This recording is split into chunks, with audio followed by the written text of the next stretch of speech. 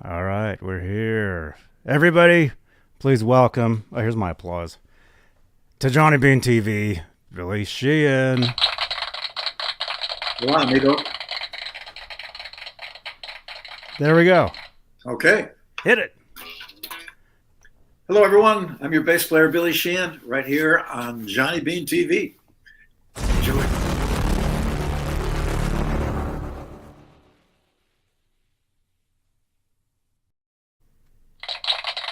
There we are.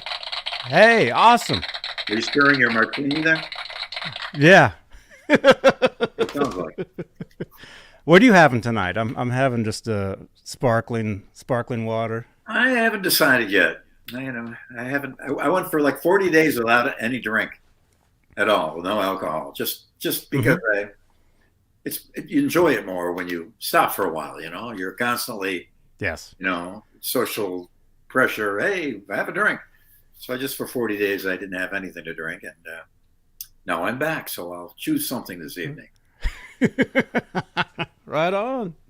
Right on. So hey everybody, Billy Sheehan is here. We'll be hanging out with you guys for a little bit tonight. It is October 22nd, 2022. It's almost 5 p.m. here in California, 7 p.m. in Nashville, 8 p.m. in the East Coast.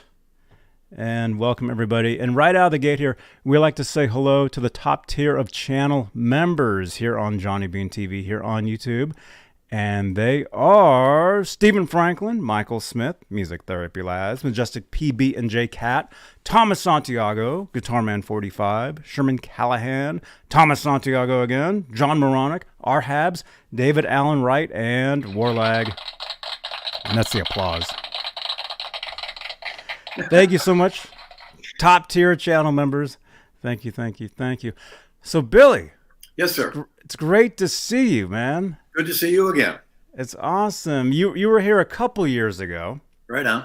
And we had a great time. It was awesome. And so glad to see you. And let me just say when I first met you, it's a pretty cool story. I lived in Lincoln, Nebraska at the time. 1990. I know where you're going with this. 1992. Yeah. It was a very good year. It was. And John Terry. That's right. John the Animal Terry. He was the DJ at the local Lincoln, Nebraska classic rock station Q102, FM Q102. And somehow him and I became friends. I don't know how. I used to hang out with him at the studio and stuff. But one day, I guess he tells me, "Hey, guess who's coming to town?" And I skipped school for that day. And I basically followed you guys around that entire day. Yeah, we were very thankful to John. He was the guy who started playing To Be With You out of nowhere. And it's a funny thing because Atlantic Records found out that Lincoln, Nebraska, To Be With You was taking off. We'd already done about 3 singles off the Lean Into It record and nothing caught fire. Mm-hmm. So we were ready to turn around and come back home. We'd been on tour a lot with Rush and the Scorpions and a bunch of tours we did on our own as well. So we were thinking, well, let's go back in and try another record. Nothing happened off this one. So out of nowhere, John Terry started playing it. And Atlantic Records heard about it. And then Atlantic Records accused us of having friends in Lincoln, Nebraska that were calling it. There's a couple of things you have to have. You have to have retail sales. People are buying the record. And you also have to have phone requests. Those are the 2 metrics that they use to see if a record is really starting to take off.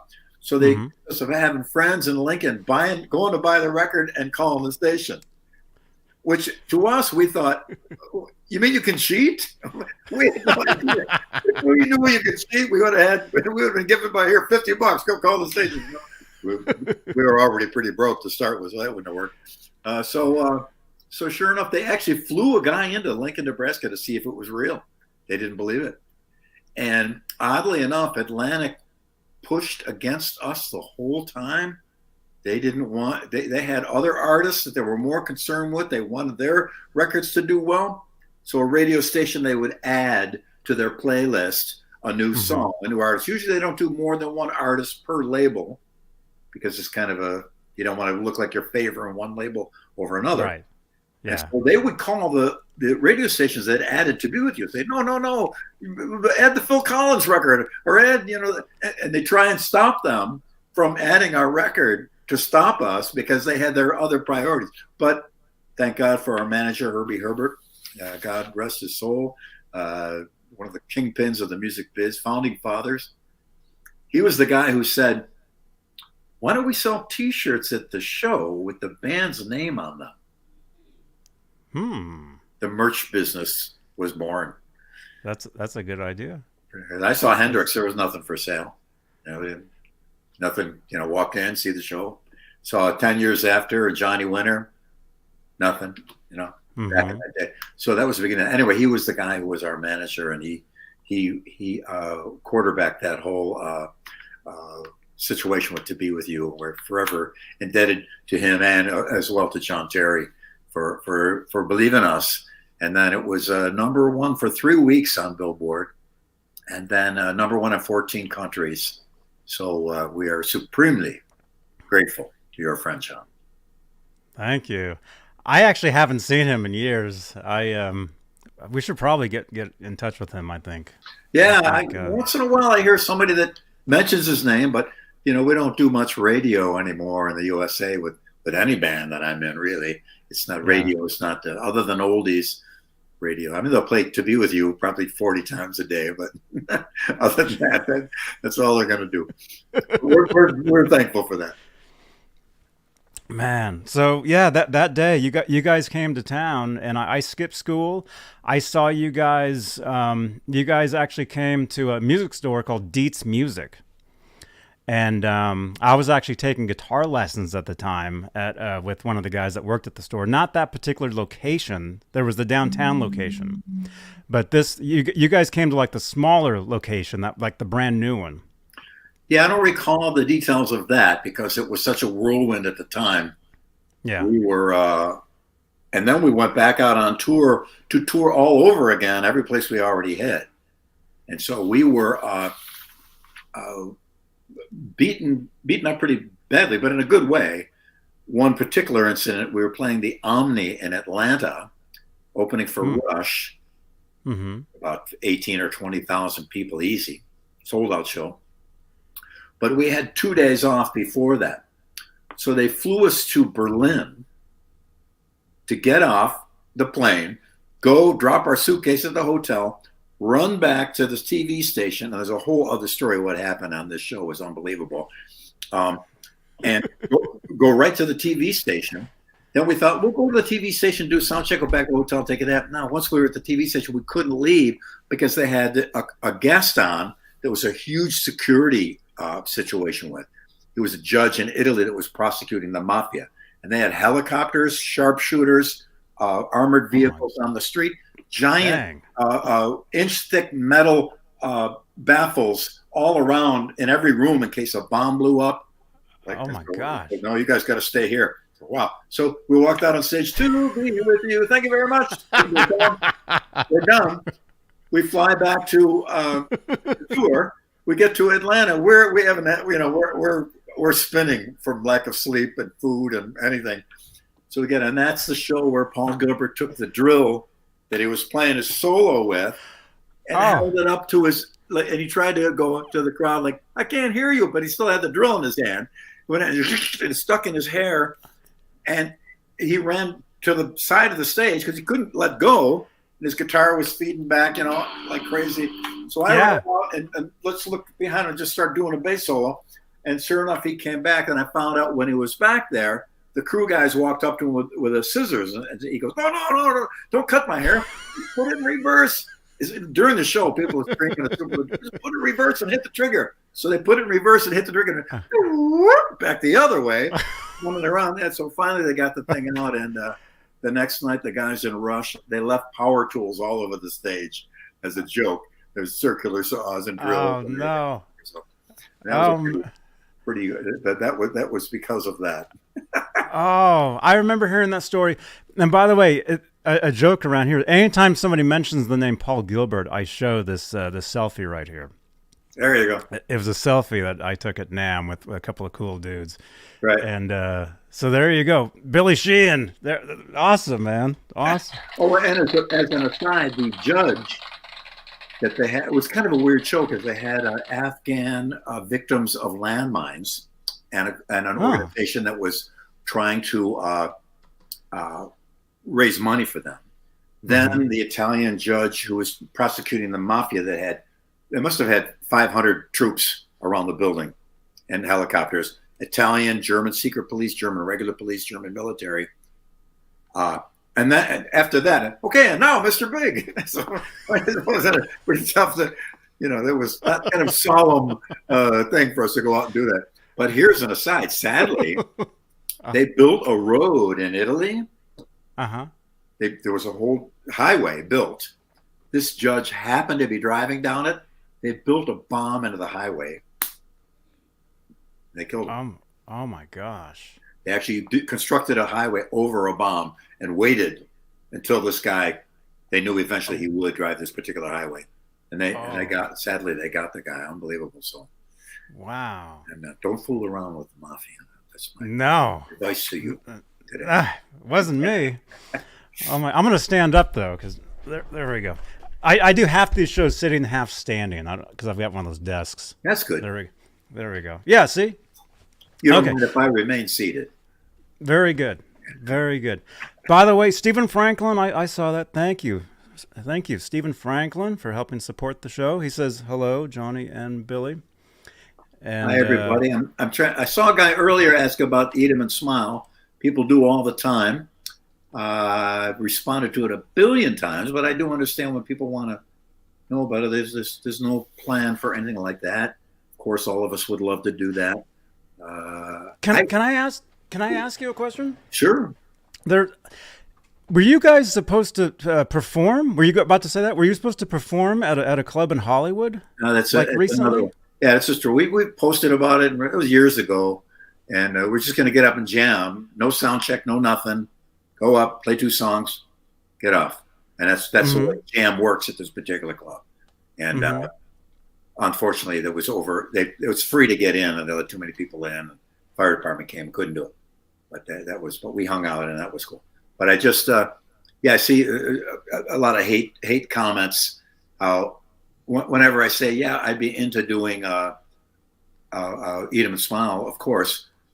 Hate comments say, yeah, he needs the money. I'll do it for free.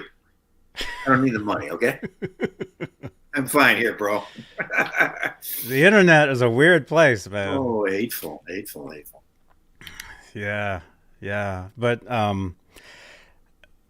mean, if anything, with the internet, I mean, it does show you just how many fans there are of. It's really great. I've got friends all over the place. I get emails from Pakistan, Afghanistan, Iraq, Iran, and Middle East, from all over Africa, India. I get more email from Indonesia. We played there a lot back in the day, and we were one of the first Western bands to play in some of their cities there, and they were just wonderful. Of course, Japan and the rest of Southeast Asia too, Korea, Thailand, Malaysia, Singapore, and all over South America is amazing. Incredible fans down there, and all over Europe.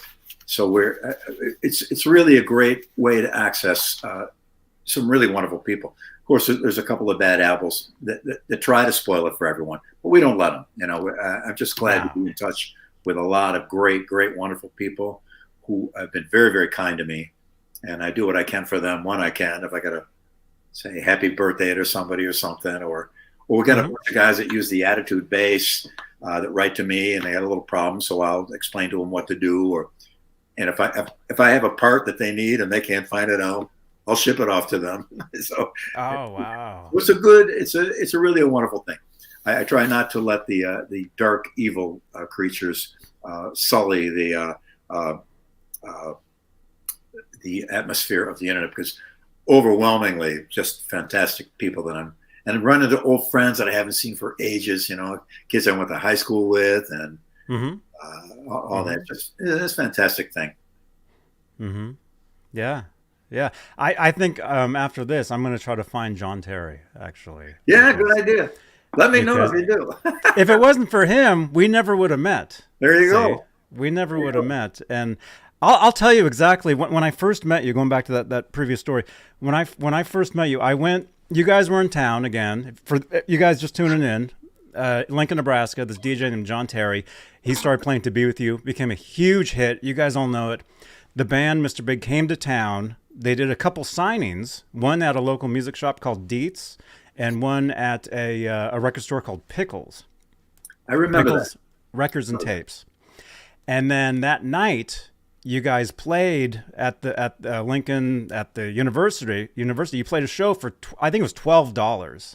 I think it had something to do with that was like a magic number somehow. And so I went and I saw you guys. And I remember when I first met you, I met you at it was at Dietz, I guess. I remember walking up to you, and one of my favorite bands, Van Halen, was going to be in town. They were going to be in Omaha, like the next month, I guess. And I went up to you, and I'm like, "Hey, Billy, awesome to meet you. Can you get me backstage at Van Halen?"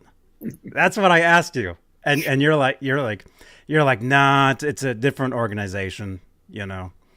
And but I'm like I tried. When they were still the original band, because Talas, my band from Buffalo, we opened up for them in 1980. Yeah. In fact, we played Lincoln, Nebraska on that tour. 1980. I still have the backstage pass from there. I remember that odd thing. Sorry, but and Omaha, I think we played there as well.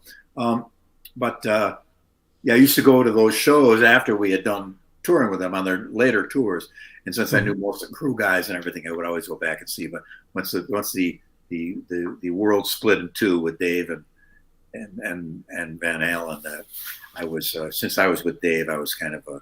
But later on, we made good friends. Myself, Beck again, me and Eddie, and I've always been friends with Michael and Alex too. And so, yeah, I love those guys.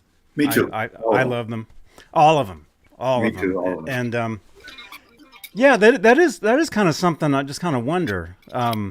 You know, being on tour with Van Halen in 1980, and then going and joining Dave. You know, did you catch Van Halen on '86 tour at all? Did you sneak in? And no, I didn't. We didn't see. It's kind of tough to go out to see shows. In general, because plus it's kind of like a busman's holiday, you know. When a busman takes a holiday, goes for a bus ride. You know, I don't get to see too much, so there's no reason why or not. It's just as difficult to get out to see shows sometimes. But no, I didn't see it. But they did great. They did great with Sammy. I loved the first Montrose record, man, one of the greatest rock records ever made. I love that. Rock Candy, Space Station Number 5. Good Rockin' Tonight, amazing record. And I just played with Sammy Hagar, played in Chicago for a benefit show, and Michael is playing with him. So I got up and we jammed one of the Montrose songs, I forgot. But I played with Sammy a bunch of times. He's a wonderful guy as well. And very, very, very, very nice, wonderful man. His voice is still great. But I'm the only guy that's played with every member of Van Halen. Jam with Michael. We played with Ken Hensley, keyboard player from Uriah Heep, playing Easy Living. Two bass players, me and Michael doing a harmony. Played with Dave, of course. Played with Gary Sharon. We did the Who tribute. Me, Mike Portnoy, Paul Gilbert, Gary Sharon. Played, of course, and then I jammed with Ed at Jason Becker benefit. Myself, Steve Lukather, Pat Torpy, and Ed. And I also went to the house studio to play with Ed and Al one time as well. And then I also played with Wolfie, only when he was a little kid. And I didn't play music. We're flying home from the Jason Becker thing, and Ed wanted to get to sleep, and he had his son with him. So he said, "Will you keep an eye on him?" I said, "Yeah, sure." So I sat him down. We got some paper from the flight attendant and some pencils, and we're drawing, animals and doing. He's a little tiny kid, And so technically I played with him, but not music. a sweet kid. I'm so glad he's doing so well now. It's so great. Yeah. Really, Yeah. I've seen some video of him playing. Just great. I hear he's a very, very fine young man as well. So glad to see. Yes. Yeah, it's amazing. And I see we have another question here. Our friend Sprainard Kruger is saying, Mr. Sheehan, I love rewatching your Jason Becker tribute concert. You were just talking about that. Yeah, the show in Chicago, right? Well, I just got a friend of mine who was at the show called me about a year ago and said, hey, I've got, because the only videos that exist are handheld camera where the sound is, it's just awful. Yeah. So he calls me out of nowhere and goes, hey, I've got a multi-track recording of the Jason Becker show. I go, what? You do? It's on VHS. It was recorded on ADAT. You're kidding. Oh, wow. So he's a small plane pilot. So he lives in Atlanta. He flew in, got me. I took him to a digital recovery place, and we've got the multi-track version of the show, which is of all the artists too. Everyone that played that night, Zach Wilde, Hudson, everybody played that night. And so I'm not sure. I'd like to if I can contact Wolfie or the Van Halen estate or something like that and let them know I have it. Of course, they can have it. Oh, right on. Because I wouldn't, I would never. I can't play it. I wouldn't play it for anyone, and I don't. It's Ed, and so I look at it as maybe the Van Halen estate will do something with it, and maybe get some more money for Jason Becker as well. Who knows? But I got it. As soon as I can find out who to give it to, it's theirs. So I can help you out too, because I'm good friends with Jason and his family, actually. With Jason Becker. I know Jason. I know. Yeah. I think it would have to be a little bit more from the Van Halen estate than from Jason, but my purpose is to either have the Van Halen estate have it. I'd turn it over and be happy to. Maybe they would like to do, but that's up to them. It's not my property, actually. The guy who gave to me, a very dear friend of mine, Mark Weinstein, he lives in Atlanta.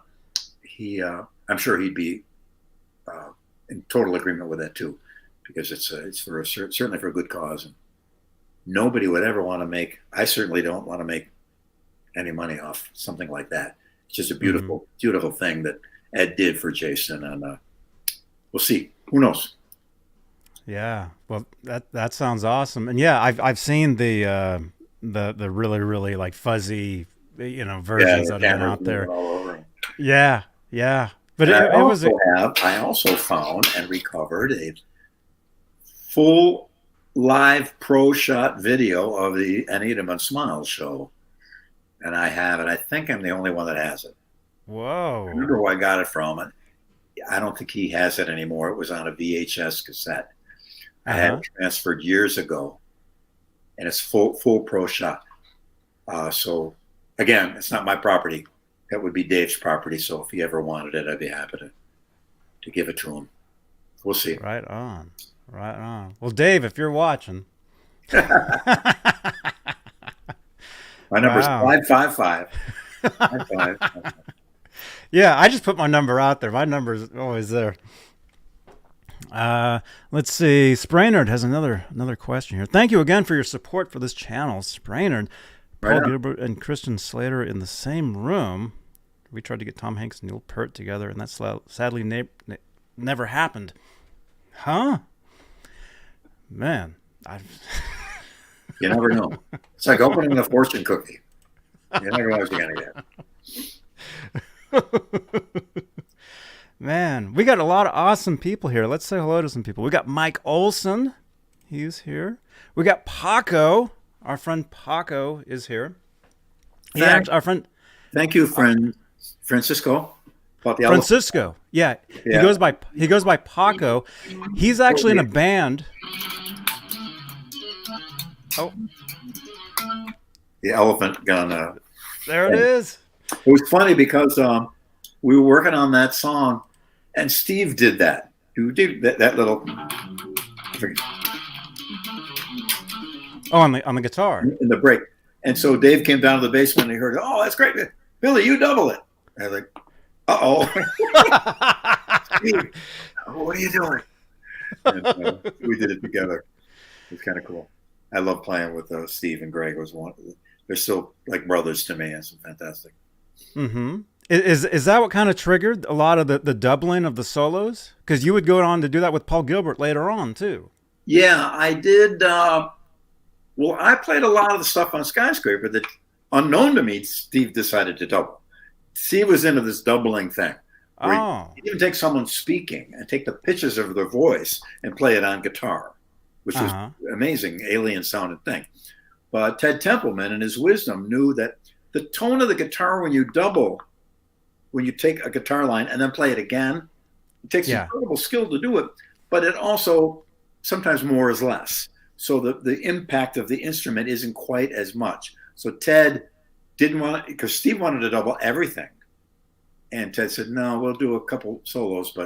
And I'm glad he did, because Steve's guitar, I love his tone on that record. It's just, when he played a chord, it's just a massive thing instead of being doubled and stereoed and, Yeah. So I'm glad he did that. But it did create a kind of a thing that Paul and I did. I did also with Tony McAlpine, do now with the Richie Kotzen in Winery Dogs. And we even did a little bit of it on the new Talas record as well. Whoa. So it's awesome.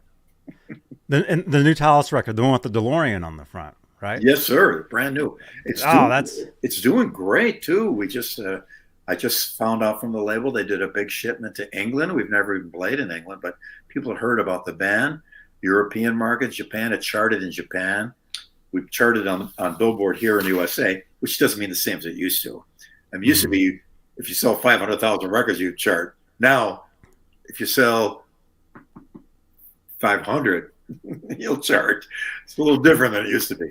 But nevertheless, we're very, very pleased about it. And the response to the record has been just great. Thankfully, because as you know, we lost our lead singer right after we finished recording. He passed away. And initially, we really wanted to make it a tribute to 1985 and all the things we did back then, everything that happened before I left Buffalo and went to L.A. But now it's that too, but it's also a tribute to his legacy. And he was just a wonderful, wonderful guy, great singer, amazing performer, entertainer, great songwriter. And he killed on this record. He just did so good. And unknown to us, he knew that he was in trouble with his health, but he got up that mic anyway and just nailed it. And then sadly we lost him soon after. So it's bittersweet to put this record out now. We're very, very happy that everyone's responded to it in such a positive way, because that means a lot to us for Phil, and it's a very like I said, bittersweet situation. Yeah. Let's see, Spranard. Another question. Thank you, Spranard, for your support. Last question for Sir Sheehan. If you could write a song for even a movie, or even a movie score for that matter, for any film, would you choose, and why? So, would you score a movie, or have you scored a movie? I haven't, but I think for Eyes Wide Shut, they use one guy on one piano, and he used the piano to make all these noises and stuff. I think they may have used music elsewhere in the song as well, but as far as I know, there was one guy on one piano. David Grusin was his name, maybe, who did the soundtrack for that. So that'd be kind of cool to do a soundtrack just on bass with all the,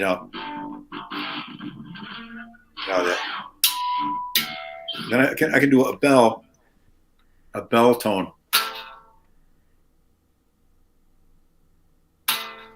Maybe start an AC/DC record with that. But just to do something just on bass would be kind of cool to do some noises and a couple little melodies, some funk things with a kick-hat snare. It would be fun to do, but haven't done it yet. Do you write and record? Do you do a lot of like your own stuff? I know you're in a lot of different bands. Do you do your own, like write your own demos and stuff? And yeah. I'm here in my studio now. We've done about during the pandemic, we recorded over 600 tracks, about 5 albums, Wow. for clients around the world. And then I've done 3 solo records, write on almost every record I play on. And matter of fact, I just posted a picture of me and Billy Gibbons in Soundcheck. And Billy Gibbons played on a record I did called Holy Cow and a song called A Little Bit'll Do It To You Every Time. And I play that song for people, and I say, before I play it, I go, guess the guitarist. The first note, they go, Billy Gibbons? Is so obviously his own. It's so amazing. So yeah, we have done a bunch of stuff on my own, and we continue to. The drummer from Korn is a dear friend of mine. He lives here in Nashville too, Ray Lugier. And we've been putting together music for a while. We're going to do just a kind of bass and drum insane thing. So that new Winery Dogs record is coming. It's mixed, ready to go. I wrote along with Mike Portnoy and Richie Kotzen. We wrote that record together. All the Mr. Big stuff. A lot of that publishing was split up between all 4 of us. Daddy, Brother, Lover, Little Boy was my song. Addicted to That Rush was my song. So I write a lot, record a lot, and I'm lucky to play with some other people that write great. So I've been. That's probably why I've had a hit record. It wasn't my song, but yeah. Look, I just produced a record by a gentleman named John Statham, singer-songwriter. A little countrified, and I'm not a country guy at all, but I just kind of put the blinders on and worried about the song. And wow, what a record! There's songs that bring tears to your eyes. It's just so great. So we worked on a lot of stuff, and very, very glad to have done it. And like I said, during the pandemic, we couldn't go anywhere, so we stayed right in here. And me and my engineer Scott, we went through a lot of songs, and we get songs from people that weren't like pro recording people. So the song would be not together. So we had to figure, how do we make this work? A lot of them were very together, but sometimes you get one and the drums are a little funky, and we had to figure out a way to do it. And it was a great learning experience. And I did like electronic dance music, death metal, funk, soul, a little country, believe it or not, heavy metal, straight up rock, singer-songwriter, jazz, some classical pieces as well. And so we went to a whole spectrum of styles. So it was kind of an interesting challenge, because I had to think, okay, what do I do for this song that isn't like the other stuff that I do, It's an interesting time for me. I learned a lot. That's cool. And we see, you said you have, I don't know if that was on the air, but you have like another room full of basses there. Like, what do you choose? What do you use for I usually sessions? have one that I kind of gravitate towards and stay with. This one here is one of the blue Yamaha Attitudes. It's got the Relentless pickups, these new pickups I designed with DiMarzio. They're curved, so they're not flat under the strings, so your fingers work on them really, really well. Oh, wow. And everybody that's tried them really likes them. Larry DiMarzio did an amazing job on them. The pickups are covered in sheet nickel, which is it stops any electrical interference, because it's magnetically transparent, though, so the magnets will still respond to the string, but it's super ultra quiet. So if you've ever played in a bar with a neon beer sign buzzing through your amp, and many of us have, it won't do it with these. I did that last week, and it was buzzing. It really was, yeah. Man. It's all LED now. There's no more neon, so it's quieter. Yeah, that's cool. Actually, our friend Paco, again, he said he was just about to ask about that bass, and actually our buddy Paco here, he actually plays guitar in a band with this guy named Sergio Blas, who was in a band called Menudo. I remember in the early '80s. They were this giant, huge, the Boys to Men or In Sync of the early '80s. There. Yeah. Pretty huge. Yeah. Very cool. Huge. Right on. And it's a small world, because of course, he was in Menudo with Ricky Martin, and I think it was before we started here. I was telling you I used to live with Desmond Child. I was working with him for a while, and I Yeah. used to let Ricky into the house while they're recording and writing. Great. Living La Vida Loca. I remember being in Japan, and they re-recorded it in Japanese. Oh, And wow. it's not hilarious, but they made it work. And I just remember when I met Desmond later, I'm thinking, hey, I'm sure you got a nice royalty check from Japan for that. They did the re-record in a different language. Mm-hmm. Oh, he's quite a great songwriter. Really awesome. Ah, he's done Incredible talent. So much stuff. Speaking of re-recording though, when you guys did Eat 'Em and Smile, wasn't there a Spanish version of that record? Yeah, we were flying home from somewhere after recording the record, maybe in New York City, and I had a magazine that says how in South America and in Mexico, huge percentage of the population is under 25. And I thought, that's our demographic. So I mentioned we should record because Dave spoke basic Spanish. He's pretty good. He called it car wash Spanish, but we could get through it. So let's do the record in Spanish. And of course, Dave's manager at the time, thought it was a stupid idea, ridiculous. So then they eventually did do it.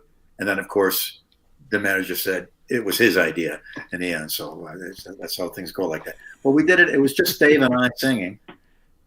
And I just sang it phonetically, Tímido, tímido, hasta luego with Shy Boy and Vuelto Loco, El Calor. That was going crazy from the heat. They had to change some of the lyrics to not quite as suggestive, because particularly in Mexico, it's a Catholic country, and they don't want bump and grind. I'm not sure what that became, but it wasn't bump and grind. Oh man! So you just re-recorded like the vocals, right? It was all the same music. Dave and I went to a studio, and during the day. And in the evening, Missing Persons were in there. So Terry Bozzio's set was set up, this massive, huge electronic kit. And then Dale Bozzio's mic happened to be my mic. And on the windscreen was her lipstick and smelled of her perfume. So that's as close as I ever got to Dale Bozzio. Oh man. Oh, Missing Persons, they're awesome. I saw them play I saw them play at a tiny club in San Francisco years ago, and I got to hang out with the guitarist for a little bit. Warren, not DeMartini, Warren Cucurello. Yeah, Cucurello. Yeah, Terry played on my first solo record. Terry did one of the first songs on it. Uh-huh. Steve Vai played on it as well. My first solo record called Compression.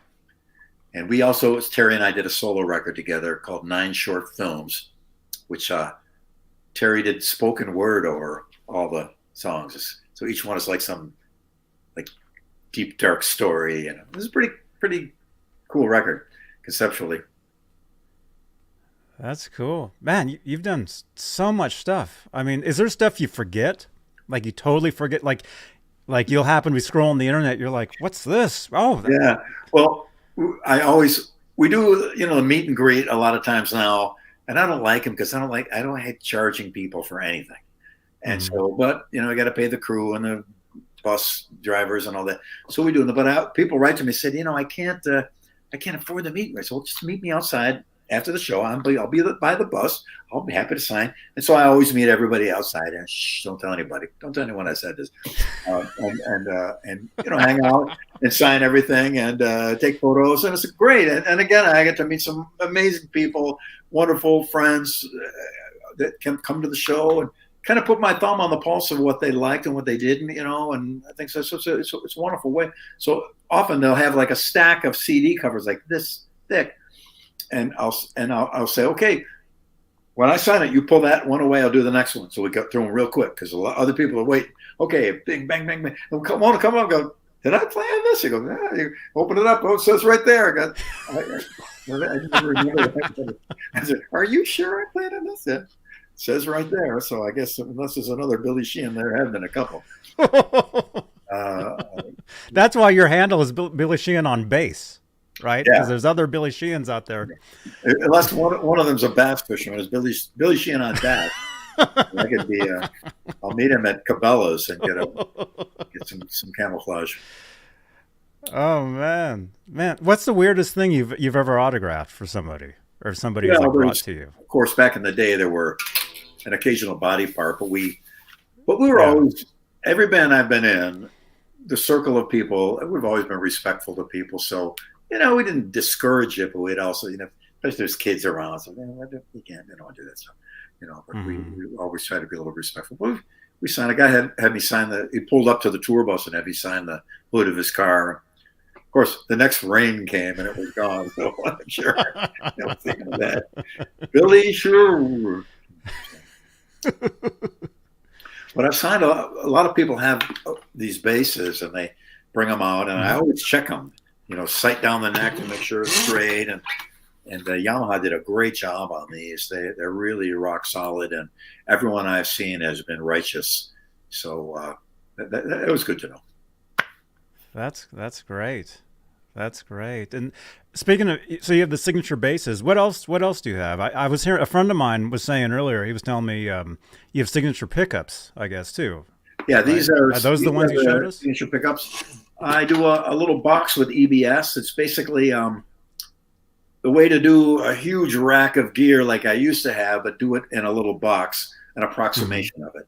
And it works Mm-hmm. really well. I've done records where I've just taken this box with me, and it lets you get a distorty, overdrive, loud sound and a regular bass sound at the same time. And you can mix them together because normally if you get a lot of distortion on a bass, you lose the low frequencies. So this helps you Yeah. do that. EBS has done 3 versions of that: the purple, the orange, and the blue. And I don't know if they're going to do a green one, but we'll see in the future.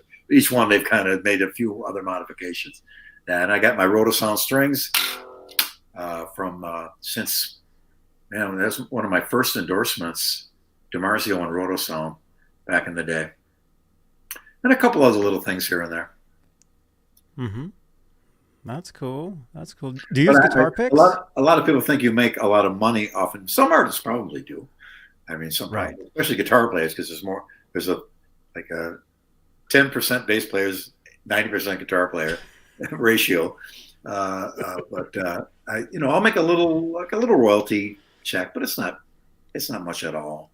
It's not that much, but because I designed this with Yamaha, they're very expensive. So if I wanted more money for each as a royalty, then they'd be even more expensive. So I told Hmm. Yamaha, I'd rather have you sell more of them so people can enjoy the bass because I'm doing fine. If I get a little check every couple of years from the bass, so that's cool. But it's not. I've never been a money motivated guy, much to my wife's. You should. Do it. We're good, babe. We're good.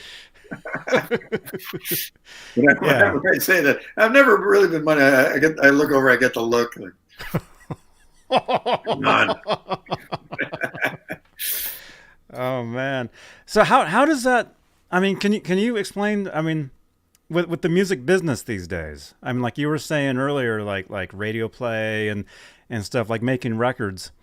Like where like how do you like where does the real like revenue come from Live making an performance, album live from performance, from and touring? merchandise. Yeah, Mm-hmm. we did the Winery Dogs tour is being booked now, and next February, March in USA. I think there's more USA dates too.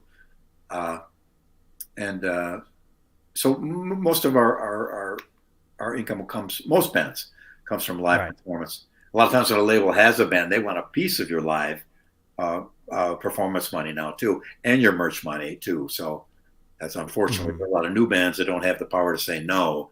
Mm-hmm. They unfortunately they get hit pretty hard with that.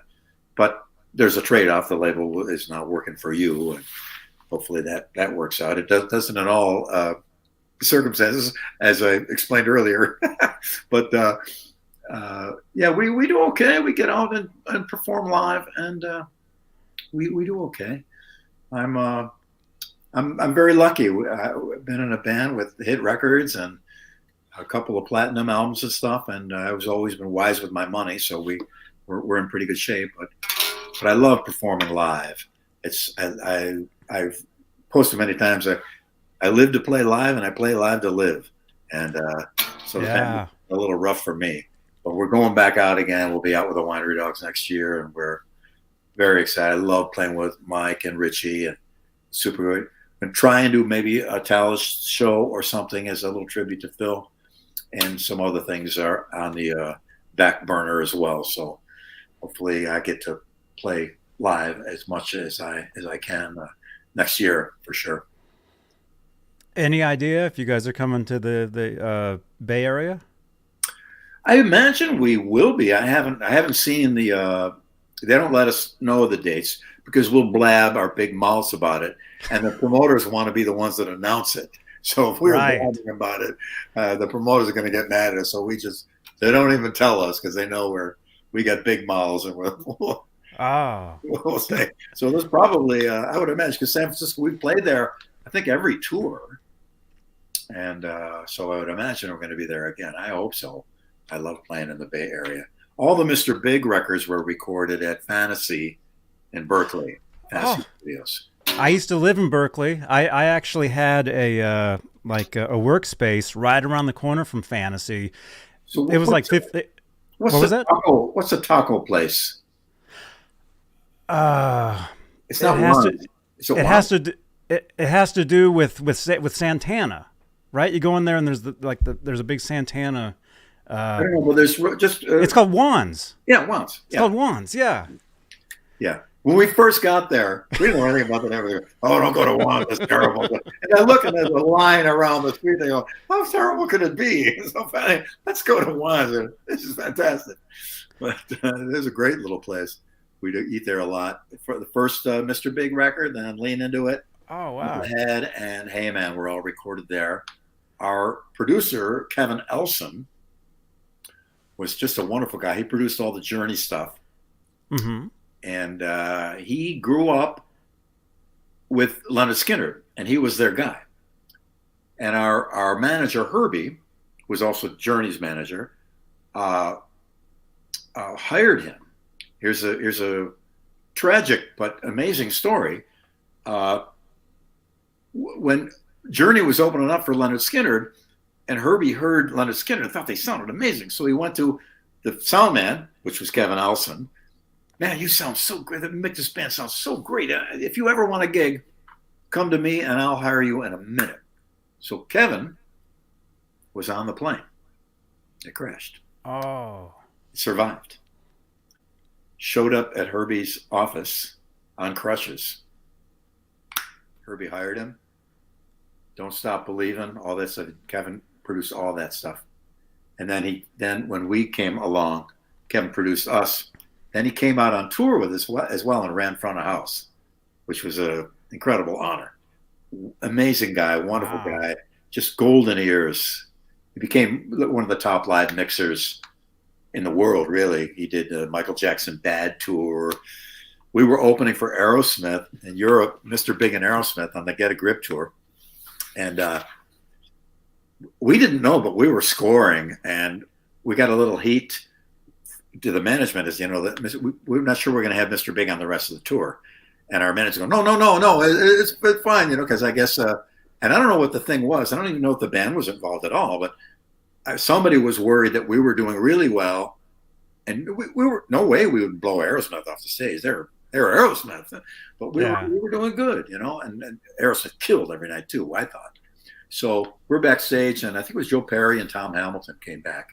Said, would you guys mind if your front of house guy went out and listened to our mix? And so here we go. I see it coming. Sure enough, they hired Kevin also for their mix. So he'd get done mixing us, come back, drink a water, towel off, run back out and mix Aerosmith for the show. And then we were off that tour at the end of our contract or agreement, whatever. And Kevin stayed with them. I think he did one of the live records too.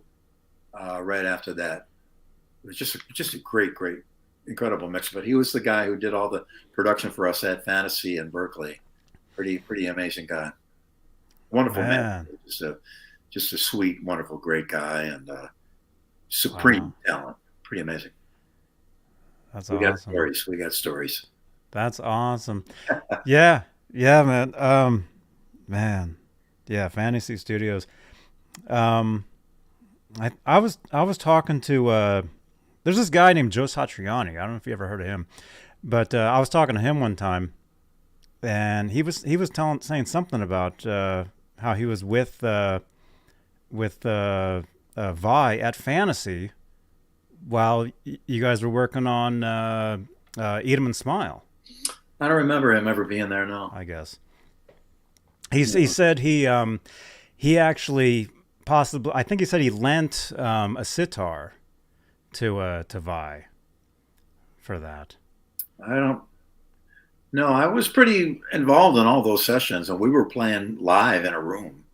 Mm-hmm. I don't recall that at all. Hmm. Hmm. Yeah. Yeah, we're in the Yeah. big room, and Greg Bissonette's drums and my amp, and we were playing, and it was real. That's why when Mm-hmm. Skyscraper came out after that, it was all done separately, and real sterile. No amp for the bass, plug right in, and clean. No life, no soul. Mm-hmm. So it was not my thing, but I wish Dave the best on it. So. Mm-hmm. I loved that album. I remember listening. I had a paper out back then, and I remember listening to Skyscraper all the time, Yeah. and hearing all the different guitars going on, and being like, "How is he doing that?" Because not knowing about overdubbing at the time, Yeah, it's incredible. It wasn't my thing. It was Eat 'Em and Smile. I think if we would have done Eat 'Em and Smile too, it would have been a different world, because people just took to that record. But whatever. That was 1,000 years ago.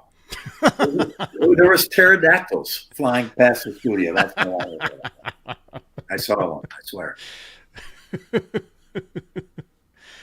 Oh man, yeah, that was amazing. But again, I mean, the fans, I mean, they love that stuff, and I'm Yeah, sure. we had a great time, and yeah, I'm all about.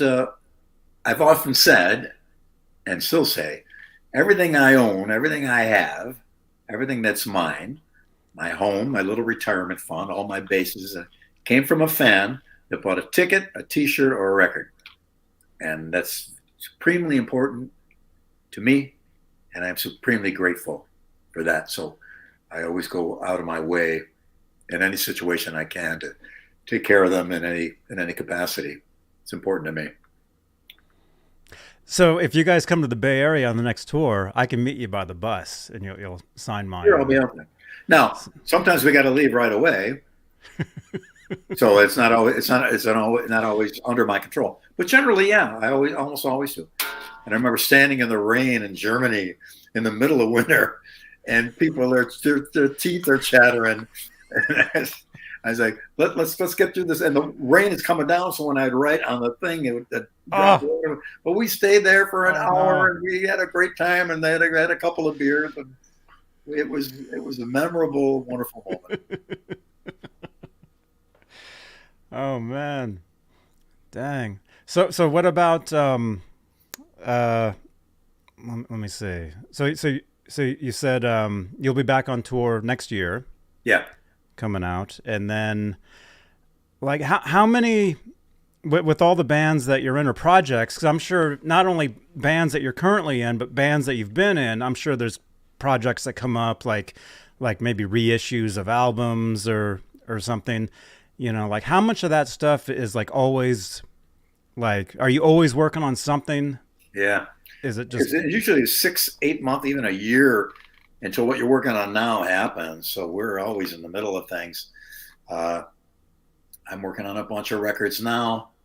The Talas record we did a long time ago, but it took a long time to come out because the supply chain for things for during the pandemic. Mm-hmm. And to get vinyl pressed, there was a year waiting list.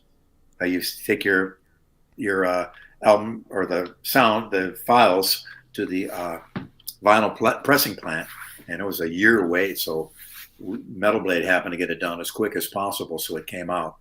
Came out in like 2 or 3 different colors of vinyl for the 1985, the new record, 1985. And so, yeah, and as I'm working on things now, I got a Christmas show in Buffalo. I'm learning all the songs for that now. That'll happen on December 15th or 16th in Buffalo, New York. We do one every year. And yeah, there's always a backlog of things you're doing that no one will hear about for 6 to 8 months. That's why a lot of times I don't even want to say, "Hey, I'm working on a new record," and people go, "Well, where can I buy it?" I go, "It's not done yet." A week later, no, it's still not done. We didn't record it yet. You recorded? Yeah, it's all recorded. No, it's got to be mastered. Yeah. So just me and my big mouth, I shut up. So I've learned my lesson. Oh, man, we're getting a bunch of questions here. Mega Todd, thank you. Billy is a legend. Oh, you're very kind. That's the applause. How do you recharge? Any hobbies? Like, what do you? Not really. Mostly everything is music to me. I get up, I come down here, I feed the cat, Rebel. He's 18 pounds now, and feed him good. Sit at my little couch there and start to work out and work on. Because I'm not performing live, I got to keep my hands in shape, and it requires a lot of work. Because you can never duplicate what you do when you play live. You hit way harder, and your calluses are way harder, so the tone of your hands is different. So, but I'm mostly about music, most everything, and I collect a lot of music. I have about 2 terabytes of iTunes, well curated with all the right cover art and all the titles done right in the right folder, and that was a hobby of mine for a while, but it's still related. But we moved to Nashville about 4 or 5 years ago, and we live in a beautiful spot. We're so grateful. We have a forest in the back, and it's calm and peaceful. We're still 5 minutes away from anything restaurants and whatever we might want. But it's really a peaceful, wonderful place where it's a nice place to kind of automatically recharges your batteries to some degree. I'm out there feeding the chipmunks and the squirrel. We got the possums and the raccoons and deer and bobcats and fox coming around all over the place, so it's quite nice. But yeah, mostly music. I'm lucky, and I don't know where it came from, that I'm still excited about this thing. I mean, I'll be in my car driving and go, oh, I got an idea. I got to get home and try that out, and try this one thing. And I sit down every day. There's a new thing that I find out, that I learn or come up with. At least one, sometimes several things. And I have my little iPhone, and I'll put it on solo selfie video and set it up and play to the iPhone. Okay, so here's the chorus, but the second chorus comes around, and I explain the song arrangement. Or here's this riff that's like the other one, only now it's backwards and in a minor key. I try to explain it to myself. So I got hundreds and hundreds of little videos reminding myself of these little ideas and things, but I'm so grateful that I'm still this enthused more than ever. I remember when I was a kid, or young, not a kid, back in Buffalo, people would knock on my apartment door, and I'd walk to the door with my bass on. They said, "Don't you ever put that thing down?" I go, "No, in fact, I don't." I'm always at it. And I heard some players that don't practice much. God bless them. Good for them. I have to keep my hands in shape, and I have to work a lot. But I'm always learning something new, and it's so great that adventure never ends. You will never ever reach the end of what you can learn in music or on an instrument. It can't be done. I believe, and even if you had 3 or 4 lifetimes, I don't think you could come to the end of it. There's always so much more. So I'm so thankful for that. That's awesome. Yeah, there's always something new. Always something new to learn, and yeah, I'm mainly a guitar player myself. I see. But as a bassist, I would think you'd have to really keep your hands in shape. Yeah. Because it takes a lot more strength and muscle, especially with the stuff like you do. I mean. Yeah, I play really hard live. A lot of people think I have super low action, but it's not. It's not way high, but it's not low, because when you're playing hard and it's low, it just bottoms out. The string just meshes into the frets, and there's no sound even comes out. So it's got to be up a certain amount. And when I first start a tour, it might be a little low because my hands are getting up to speed. About 2 weeks in, I have to start raising the action because I'm bottoming out. I'm starting to hit harder. And the tone of that finger on the string, if they're well calloused, the tone is definitive. And, when it starts and stops, unlike a pick, it's when you make a pick out of your fingers when they get nice, the calluses get hard like that. So that's an important thing.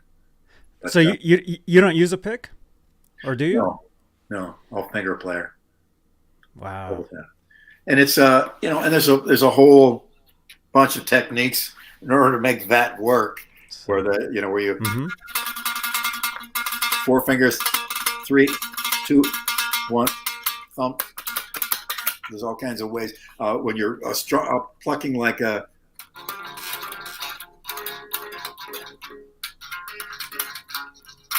Different plucking techniques that are more like flamenco or classical guitar. A lot of regular 6-string players now do that a lot too. Yeah. And so there's a lot of different ways of getting a note off a bass. But the calluses for me, like if I do some new thing and it's playing on a part of a finger that's soft, I know I'm going to be in trouble because I'll get a blister there. So I have to hit it a little harder and build that callus up. I read years ago there's a thing you could dip your fingers into that would make it, but I think it was bullshit. Because if it was, I'd have gallons of it. I'd be soaking my hands up to my elbows in that stuff. Oh, like paraffin wax or something, right? Yeah, I don't know if that would work. Your strings would be pretty bright at that. With paraffin on them. Mike Olson, Billy is the 4-string commando. Great story. Super cool. Very kind of you, Mike. Thank you. Mike, thank you. Sherman Callahan, a lot of great support for the show tonight. Sherman Callahan, it's nice to see Billy on your show tonight, Johnny. I think I worked with him at the Canyon Club with Mr. Big. And the Rose in Pasadena. I remember we did those 2 shows. It's the same, I think it's the same management that runs those 2 clubs. Yeah. Oh, wow. Yeah, we had, our drummer, Pat Torpy, was still with us then. And sadly, he passed away, and that was tough. And he's my closest musical friend, and so I remember that tour specifically because of some of the last shows we did with him. And he was just one of the sweetest, most talented, wonderful people. And I know some rotten people in this world, and they're all healthy. Doesn't make any sense to me. Sad to see. I don't mean to make light of it, but yeah. I did get when I met you guys in Lincoln, Nebraska, again, thank you, John Terry, Pat Torpy, I went to the show. I met you at the record shop and the guitar shop. And then I went to when you guys were playing that night, I went in and Pat's he's like, come on to the show. Like I ran into him. Yeah. So got a ticket, saw you guys. And what a great drummer too. Yeah.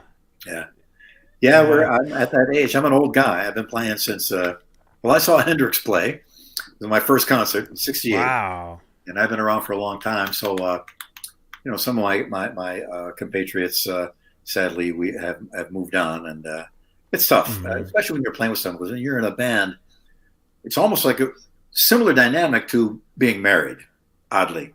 Yeah. Even so much as one of the band members goes out and sees another band. They're like, hey, what are you going to see that band for? They're cheating on you.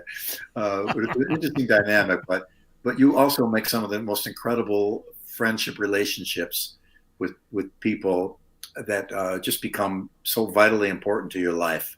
And I've been lucky to play with great people. I don't know of anyone that I did not have a good relationship. Sometimes they go south. And then you split up, and then it goes by, and you're friends again. It's business too. It's things like that are going to happen. But still, almost everybody I've ever played with, I'm still very dear friends with, and I'm very pleased about that. Not everybody, sadly. I wish I was, but most everybody. It's a great community of people. Like I said, Steve Vai, Greg Bissonette. Sadly, we lost Brett Tuggle, who was our keyboard player on Needham's Smile Tour. All the guys in Mr. Big now. Pat is gone, but Paul and Eric, dear friends of mine. Winery Dogs guys, great. Sons of Apollo, fantastic. So it's all the Talas guys too. Really, really wonderful. So it's a good thing. Wow. Yeah, amazing. Metalhead Hippie, thank you for your support, man. Boom for Billy. Rock Okay. on, Bean. Right on. Metalhead Hippie. He's got a great channel on YouTube. He actually plays a lot of, like, I would say not local music, but like now with the internet, everything's local, right? Yeah, right. But he basically plays like anybody can like send him a video. Maybe some of the bands you're doing some stuff with, maybe they'll send a video and he'll Metalhead Hippie will play it. You know? Yeah, I get videos from a lot of people doing especially the Mr. Big songs. I must have had 1,000 To Be With Yous, and hundreds of Just Take My Heart, and hundreds of Wild World, and Daddy Brother. But it's so wonderful, and you see some kids, just young kids, and it's, they're struggling through it, but it's so endearing. It's amazing to see. At one point, there was 5 Mr. Big copy bands in Italy. So that's just Italy, and a bunch in Brazil. Wow. And all around the world, and pretty awesome, pretty amazing. Quite an honor to see people out there that enjoy what we do, through the years. Pretty cool. Have you ever sat in with a tribute band? Oh yeah, playing your own stuff. Yeah, sure thing.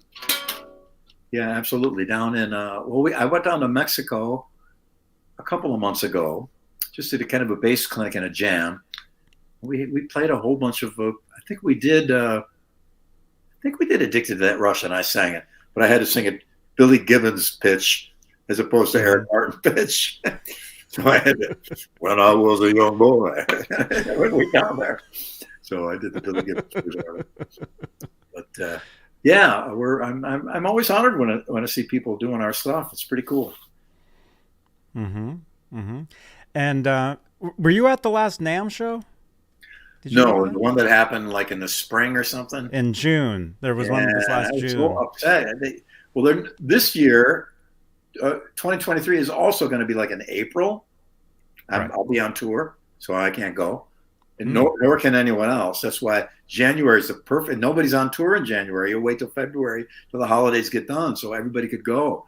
So I don't know who's running the ship there, but man, they just. I think I'm really disappointed that they chose to do that. They said that next year, 2024, is going to be back to January, and they used to have a summer one in Nashville, and they stopped that. So, man, and you could just walk over to that one, right? Yeah, I could walk right across the street. They had one here once, and it was great because it wasn't like complete psychotic like it is in Anaheim in January. I mean, it's it's good because it's only about 2 or 3 days. If I had to do that for a week, I probably I don't know if I could survive that.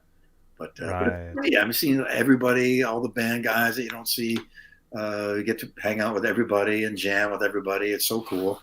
But they decided to do it not in January. So I see their point, because January is cold and flu season, and the pandemic has destroyed everybody's finances and careers enough already. So hopefully we're done with this. Yeah. It's been a weird couple years. But speaking of NAMM, like, can you remember any really cool like NAMM jams that you did? Oh, like I mentioned, I played with Michael Anthony. We did the jam with Ken Hensley, from Uriah Heep, doing Easy Living. Mm-hmm. Stealing, I think we did Stealing too. That was an old Talas song. We did that every single night, 3 or 4 times a night. So I knew it. A bunch, yeah. We it's hard to remember offhand, but just hanging out with and seeing people. Al Cooper, who did played B3 on all the Dylan records, produced the Tubes, produced a bunch, wrote amazing songs. Just one of the most iconic guys. I hung out with him. We're sitting at a table at the Hilton, and he had glasses on, and nobody knew who it was. So he was kind of digging that, like, this is great. I can sit here and nobody knows who I am. So we had an amazing talk. He's just such an iconic, incredible. Blood, Sweat, and Tears, that was his band. He started that band. And it's amazing stories. I've been lucky to hang with some of these guys that were my idols when I was younger. Jack Bruce and I did a photo shoot for the cover of Guitar World. all day during the photo shoot and interview. We were telling stories back and forth. And amazing guy. I went to Larry DiMarzio, had a dinner at a friend of his apartment, and Ian Hunter was there. Me and Ian sat and talked all night. It was a riot. We're playing in Japan, and I'm in my little dressing room getting ready, and Eric knocks on the door, and he goes, "Billy, somebody here to see you." And I'm kind of busy. I'm kind of bothered. I go, who is it? He goes, "Robert Fripp." I go, "Get out of here." There he was. I couldn't believe it. I'm a huge King Crimson fan. I was, oh, my God, Robert. And he wanted to see the show, but he didn't want to go out in the audience because he's kind of a private person.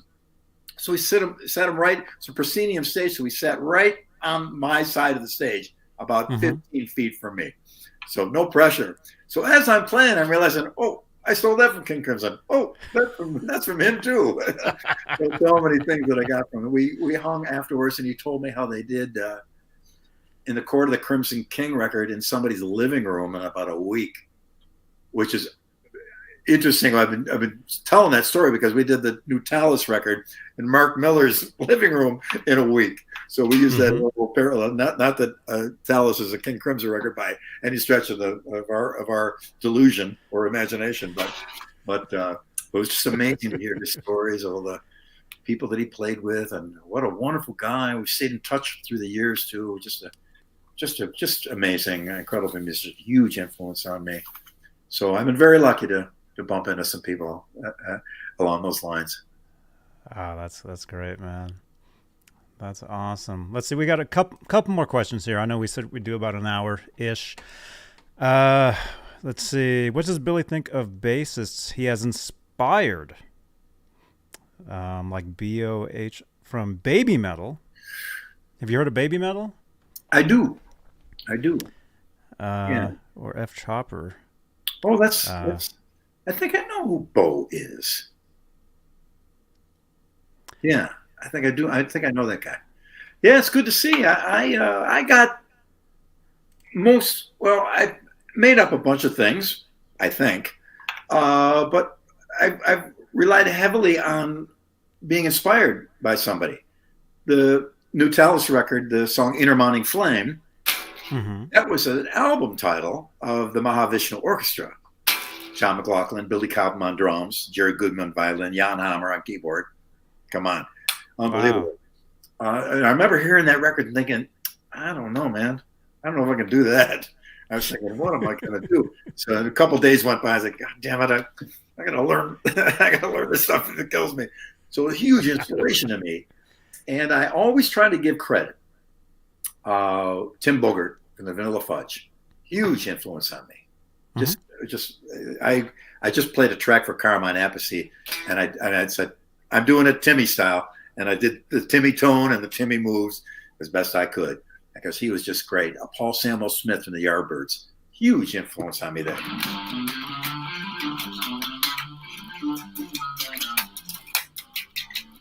Went back and forth call and response with Jeff Beck in the Yardbirds, unbelievable. Entwistle, Jack Bruce. Everybody, and then piano players and sax players, guitarists, drummers, a huge drummer fan. So if I do anything that inspires someone, I'm very pleased to hear. I wouldn't mind if they gave me credit once in a while. I'm kidding. But they don't have to. It's their thing. For me, it was important to cite CITE, cite who led me down that path. I saw Billy Gibbons in '74 go with it. Yeah. He touched the fretboard with his finger, and that's how I got hammer-ons from him in 1974. And really, yeah, wow. The pinch harmonics.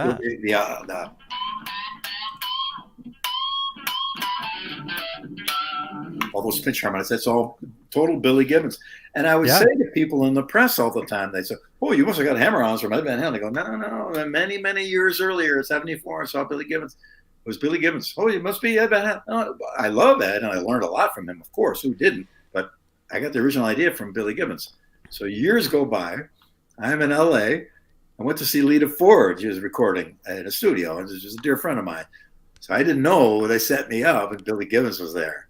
So I showed up, and there's Billy. Oh my God! I can't believe it. What a pleasure! I've been your fan forever. And we hung and talked all night.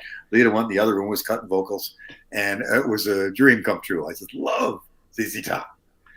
I remember working on it, even smiled. Dave would come down, yeah, more ZZ Top, make it more ZZ Top. You know, it was just the greatest band. And so we got done. I was about to go, and I have it hanging on the wall. I'd show it to you, but I got to get up. I was about to go, and I said, Billy, you know, what an honor. And he goes, and he reaches in his bag and he pulls out a framed photo of himself, signed, behind the glass it's signed, to Billy from Billy Gibbons. And I go, wow, I am blown away. Because I guess he knew he was going to run into me that night. So he was kind enough to do that. And I go, man, this is so great. I go, what brought this on? He goes, I hear what you say about me in the interviews. And he goes, keep it up. So I do. I give Billy credit for what he gave to me and how awesome he is. And such a shame to lose Dusty, man. I love that band. Right. The longest running original lineup band in history, I think. ZZ Top. Anyway, my point being that I got it from somebody. So if I see, if I could be a positive influence on someone else, I'm very, very pleased about that. Always pleased to hear that. Right on. Right on. So you're saying, so in 74 is when you saw him do the. Yep. And that was that. Yeah. So I'm in Talas doing all this, all this stuff. And then we hear Van Halen come on. I thought that was my idea. And of course, Ed had a way better handle on it than I did. I think he knew how to utilize it in a much better way. I was doing it, but I hadn't really specialized in it. I didn't know that it could be there. But there was one other point about that I'll share. I hope that this works. Yeah. I heard that I read in Greg Renoff's book. Oh. Van Halen Rising. Great. Hey, Greg. Greg's a great dude. Oh, he's the greatest. I spoke with him. He did a bunch of stuff on Eat 'Em and Smile too. Wonderful guy. Mm-hmm. But he said that Ed went to Tower Records and found a band called Genesis. And Van Halen was briefly called Genesis. And Ed was like, oh, there's already a Genesis. So we got to. So, but on that, maybe it was that record was.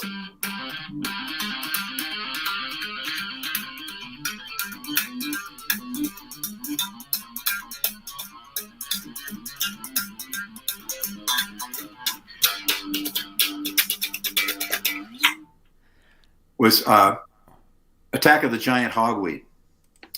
Wow. It did sound familiar, didn't it? Yes.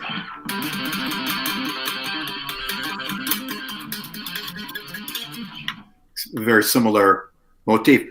So I speculated maybe Ed bought that record and heard that. It was inspired by Steve Hackett. That was the guitarist who did that. It was wow. It was last October, wasn't it? We lost Ed. October 2 years ago. 20. It's been 2 years. Yeah. What a wonderful man. What a great player. And I always said he was that little light that kept me going when I almost couldn't keep going. I was still back in Buffalo and Mr. Nowhere, trying to get a deal, trying to do this, trying to get that. Band breaks up, put another one together, and another one breaks up. Mm-hmm. And I'm thinking, what the hell am I going to do? Not getting any younger. And Ed would take my phone call. So for me, he really was the guy that kept that flame lit for inspiration to me. What a great, great man. He was always kind to me. And this is one little thing, the fact that Ed would take my call was like, at least somebody thinks I'm one guy will take my phone call. And he was such an inspiration to me. So great. I was devastated to lose him. But man, what a legacy. Yeah. Yeah. And you toured with them in 1980, which by the way, did you post this photo? I think I kept it somewhere. There's a Halloween photo that's been circulating for years. Oh, here it is. I found it. Yeah, it's been circulating for years and years and years. Years was cut off. I've never seen. Yeah. Everybody wanted to know whose finger that was. I've never. I never saw the version with you in it.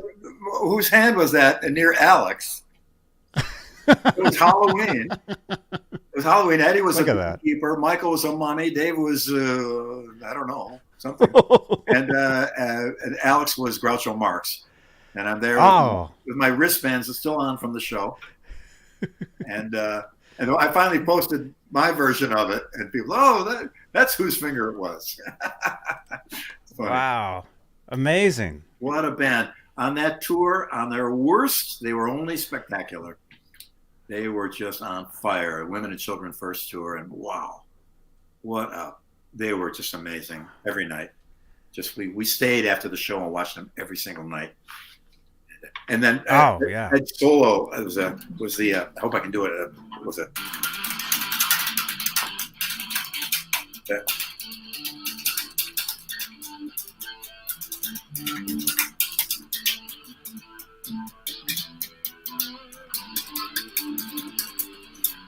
Was the Mean Street solo was part of the solo live, and later on they used it as the opening for that song. But I remember watching them thinking, how in the world is he? And I couldn't do it. And I went, aha, it's that. I have to do it on G. It should be an E note there. I know. Mike Portnoy's got amazing ears. So when I said, he goes, wait, no, it's supposed to be. I know, but it's a bass. I don't have the E string. So I got a little reprimanded for playing it. But G works because it's E minor. So that's my excuse. Oh, amazing. Amazing. Well, hey, what an experience. Go ahead. Oh, let's. I know we said about an hour. It's a little over, but Jan, our question or so if you want. Our friend Janice says, "Can Billy explain his fret markers?" Yes. Initially, I did what's called a scalloping. So if you look close, these frets are cut. Oh, the wood in between is cut out. And John McLaughlin used to do that back in Mahavishnu Orchestra. I think Richie Blackmore did it, and then definitely Yngwie was probably the most noteworthy for that because his whole neck is scalloped. So we did a tour summer of '85, which is why the new Talas record is called 1985. And I thought, well, I'd like to do some scalloping, but I don't want to do the whole neck because you need that wood on a bass neck for that big fat sustain. So I just did it halfway across. And so when Yamaha did this, they used that shape as the fret marker, even though there's no scallop anywhere else. And then we did a version of this bass for the Winery Dogs, where we put a little neck on that and made it into a wine bottle. So all the fret markers are wine bottles, and the body of the bass is made of red plexiglass, so it looks like Cabernet.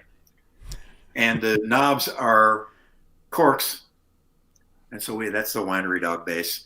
So we managed to do a variation on this with that. Wow. But it was the gentleman was named Rich Lasner, I think was the guy that designed this with me. I believe that was his idea to make like this. But initially, they were the same color as the bass. So on the blue bass, the fret markers were blue. On the red bass, or vice versa, the red bass, they were blue bass, they were red. And it was red on the side, too, where you look at it. So the first time I played it, when they turned the red lights on, the fret markers disappeared. So I was like, oh, my God. Head over to the side of the stage, took a Sharpie and I put a little black mark on each one here so I could see where the hell I was. So that was shot myself right in the foot, shot myself. Wow. There's a story for everything, I guess. Oh, yes. And that's awesome. That's awesome, man. Well, hey, this has been great, dude. I mean, thank you so much. Thanks for having me on, and thanks to your wonderful listeners and watchers here. Sorry we couldn't get to more questions. I'm on Facebook, Twitter, and Instagram. I read all my communication and respond to it myself personally, which is a gargantuan task, but I'm happy to do it. It is him. I remember I emailed you. This was back in 1990. This is right after I got done working with Desmond Child. I came back here to California, and I didn't get to see Van Halen on the Van Halen 3 tour, but I got some friends gave me some bootleg, videos. And I remember emailing you when I first got on the internet, got your email, and emailed you, asked you what you thought about Van Halen 3, because that was the newest record at the time. And you wrote back saying you thought it was amazing. You thought it was great. Cool. And so yeah, if you do reach out to Billy, that is him. I mean, look, I did, and there he is. I do like a master class in Nashville, very close to my house. Is a music store called Land Music. I'm going to be doing one the 9th and 10th of December. It's probably the last one, well, for the year, of course. And I'm not sure how much time I'll have to do them next year. It's one-on-one, sit down, and any bass thing I can help someone else out with. I do those. We're doing one on November 5th and 6th, but that's already sold out. But if I can answer a question or help anybody out, I'm happy to. And I enjoy hearing from people too. Right on. Right on. One last question. Never forget is saying, when will Billy be back in New York City? Probably with the Winery Dogs, I imagine. I don't know where or when, but I know like I said, we're playing, I know February and March are booked up. Like I said, they won't tell us the dates because we will open our big mouths. But I'm sure there's going to be New York City, certainly. And I'm just speculating. I would imagine Eddie Trunk would be the host. Eddie's been just so great for us. He's been such a huge help to us, and what a wonderful help. So many bands. He's been so great to so many people, keeping great music alive and prospering as well. So we owe him a lot. So we'd want to do a show with Eddie as our master of ceremonies down there, I'm sure. Oh, that'd be great. That'd be great, man. Billy, thank you so much. My pleasure, Tony. Great catching up with you. And the next time, hopefully we'll see each other at the NAMM show at some point. All right. Because I love running into you there. And can I get one last channel ID? Because I think the last one you got cut off. Can I just get hey, this is Billy Sheehan. You're watching Johnny Bean TV. Okay, ready? Ready. Hola, amigos. This is your bass player, Billy Sheehan. You're watching me right here on my dear friend, John. It went away. Oh, no. Johnny Bean. We do radio IDs all the time, but if it's not written down, even if the guy is standing right there, it's a weird mental problem. You said we're dear friends, Johnny but then you couldn't remember my name. Dear friend, what's it? Who is that? No, it's a weird thing. Whenever we do radio IDs or TV things, if it's not written down, you're lost. It's hilarious. But Johnny B, come on, here we go. Let's do take two. I'll get it this time, I swear to God. All right. Ready. All right. Hola, amigos. This is Billy Sheehan, your bass player, here with my dear friend, Johnny Bean. I never forget this guy. He's been so wonderful for me. Let me do take three, sorry. Thank you, Billy. I overdid it now. Here we go. Hola, amigos. This is Billy Sheehan, your bass player, saying hello to you from the fabulous Johnny Bean Show. And thank you for having me on, Johnny. And I hope I see you all around. New Talas is out. New Winery Dogs coming. Gracias. Thank you, Billy. Thank you so much. Thank you. Thank you so much, man. And we'll see you. We'll see you soon. Okay, I'll be around. Get in touch if anything is up, and to be continued. Okay, will do.